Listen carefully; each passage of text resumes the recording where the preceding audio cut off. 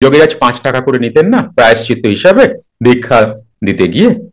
এই জন্য অনেকেরই একটা ভুল ধারণা আছে যে বাবাজি স্থূল শরীরে যোগীরাজের নিকট আসিতেন, বরং যোগীরাজের লিখিত ডায়েরি হইতে ইহাই প্রমাণিত হয় যে বাবাজি মহারাজ কৃষ্ণ সদৃশ অবতার বিশেষ।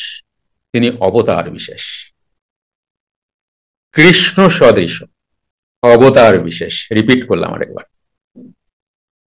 তেমন মহাযোগীর স্থূল শরীরে আসিবার প্রয়োজনও হয় না।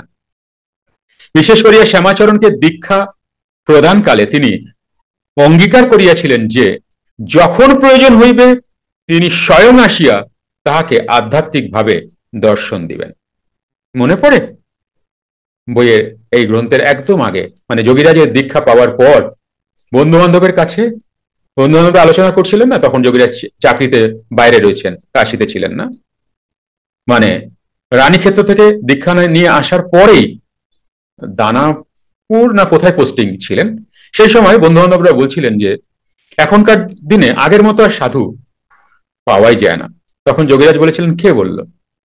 অবশ্যই আছে।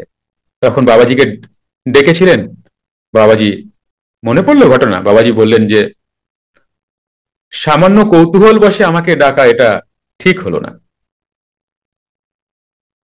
ঠিক আছে।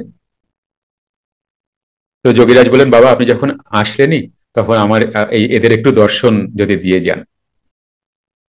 তখন তাদেরকে দর্শন দিলেন এবং বললেন, এরপর থেকে আমি যখন বুঝবো যে তোমার কোনো প্রয়োজন হবে আমি তখন আসব, তোমার প্রয়োজন আমি যদি বুঝি আমি তখন আসব। এই জায়গায় অনেকে যোগীরাজকে আমাদের মতো করে ভেবে ফেলে দেবে, কেমন?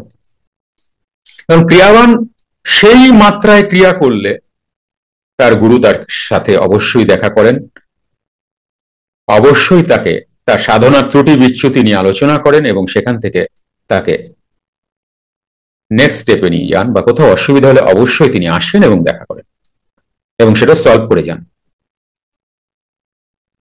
তাই সেই ক্রিয়াবান বাবা বারবার পুরাণ পুরুষ পড়ে দীক্ষা নেবে। পুরাণ পুরুষ পড়লে দীক্ষা পাবে কেন বলে?